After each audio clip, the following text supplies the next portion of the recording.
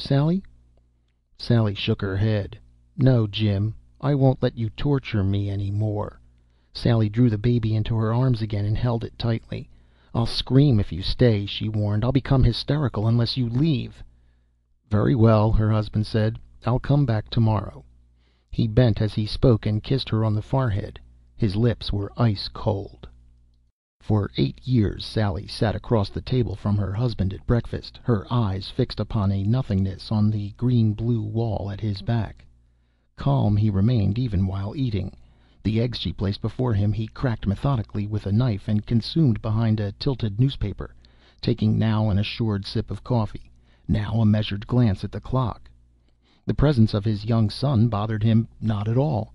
Tommy could be quiet or noisy, in trouble at school, or with an A for good conduct tucked with his report card in his soiled leather zipper jacket. It was always, "Eat slowly, my son. Never gulp your food. Be sure to take plenty of exercise today. Stay in the sun as much as possible." Often Sally wanted to shriek. Be a father to him, a real father. Get down on the floor and play with him. Shoot marbles with him. Spin one of his tops. Remember the toy locomotive you gave him for Christmas after I got hysterical and screamed at you? Remember the beautiful little train? Get it out of the closet and wreck it accidentally. He'll warm up to you then. He'll be broken-hearted, but he'll feel close to you. Then you'll know what it means to have a son. Often Sally wanted to fly at him, beat with her fists on his chest, but she never did. "You can't warm a stone by slapping it, Sally. You'd only bruise yourself. A stone is neither cruel nor tender. You've married a man of stone, Sally." He hasn't missed a day at the office in 8 years. She'd never visited the office, but he was always there to answer when she phoned. "I'm very busy, Sally. What did you say? You've bought a new hat? I'm sure it will look well on you." "Sally, what did you say? Tommy got into a fight with a new boy in the neighborhood? You must take better care of him, Sally." There are patterns in every marriage. When once the mold has set, a few strange behavior patterns must be accepted as a matter of course. "I'll drop in at the office tomorrow, darling," Sally had promised right after the breakfast pattern had become firmly established. The desire to see where her husband worked had been from the start a strong, bright flame in her, but he asked her to wait a while before visiting his office. A strong will can dampen the brightest flame, and when months passed and he kept saying no, Sally found herself agreeing with her husband's suggestion that the visit be put off indefinitely.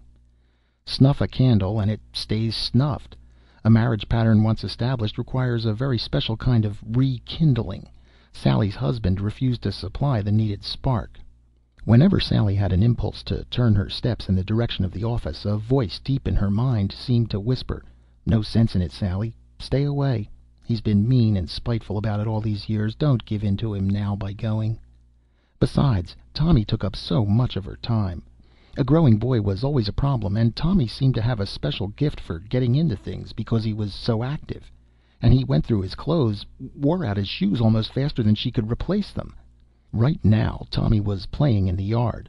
Sally's eyes came to a focus upon him, crouching by a hole in the fence which kindly old Mrs. Wallingford had erected as a protection against the prying inquisitiveness of an 8-year-old determined to make life miserable for her.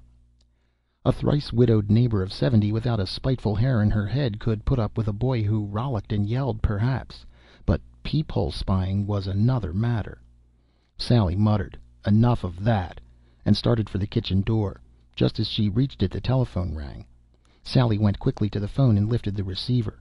The instant she pressed it to her ear, she recognized her husband's voice, or thought she did. "Sally, come to the office," came the voice, speaking in a hoarse whisper.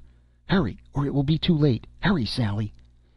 Sally turned with a startled gasp, looking out through the kitchen window at the autumn leaves blowing crisp and dry across the lawn. As she looked, the scattered leaves whirled into a flurry around Tommy, then lifted and went spinning over the fence and out of sight.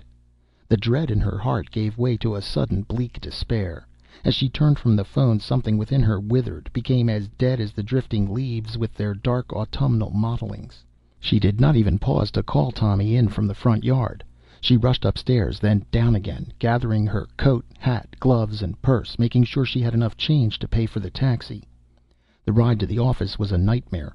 Tall buildings swept past, facades of granite as gray as the leaden skies of midwinter, beehives of commerce where men and women brushed shoulders without touching hands. Autumnal leaves blowing and the gray buildings sweeping past. Despite Tommy, despite everything, there was no shining vision to warm Sally from within.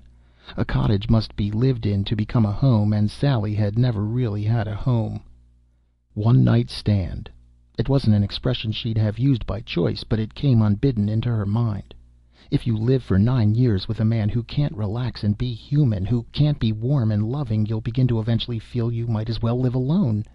Each day had been like a lonely sentinel outpost in a desert waste for Sally. She thought about Tommy. Tommy wasn't in the least like his father when he came racing home from school, hair tousled, books dangling from a strap. Tommy would raid the pantry with unthinking zest, invite other boys in to look at westerns on TV, and trade black eyes for marbles with a healthy pugnacity.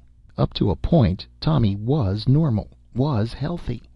But she had seen mirrored in Tommy's pale blue eyes the same abnormal calmness that was always in his father's, and the look of derisive withdrawal which made him seem always to be staring down at her from a height, and it filled her with terror to see that Tommy's mood could change as abruptly and terrifyingly cold.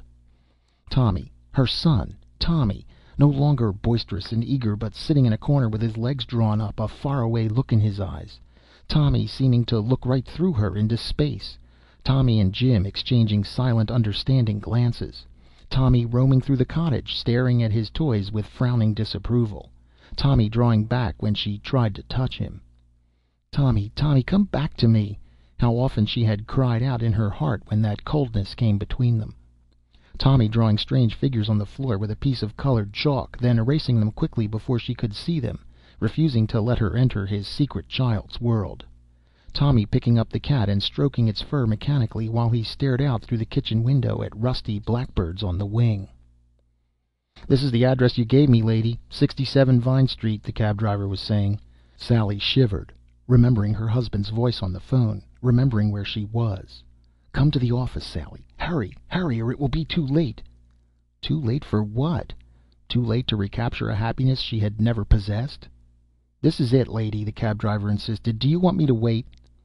"No," Sally said, fumbling for her change purse. She descended from the taxi, paid the driver, and hurried across the pavement to the big office building with its mirroring frontage of plate glass and black onyx tiles. The firm's name was on the directory board in the lobby, white on black in beautifully embossed lettering. White for hope and black for despair. Mourning. The elevator opened and closed, and Sally was whisked up 8 stories behind a man in a checkered suit.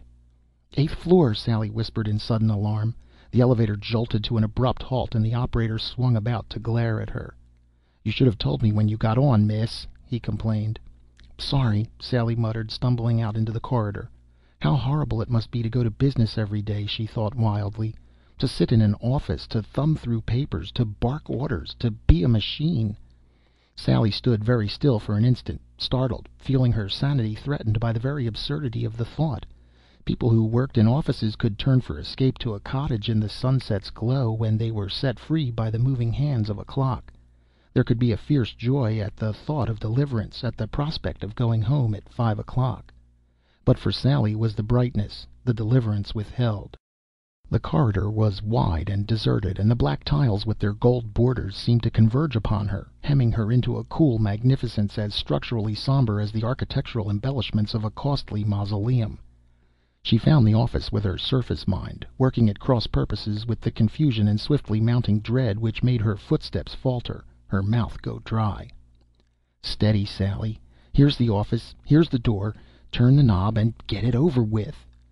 Sally opened the door and stepped into a small deserted reception room. Beyond the reception desk was a gate, and beyond the gate a large central office branched off into several smaller offices. Sally paused only an instant. It seemed quite natural to her that a business office should be deserted so late in the afternoon.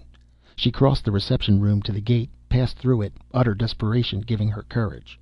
Something within her whispered that she had only to walk across the central office, open the first door she came to, and find her husband.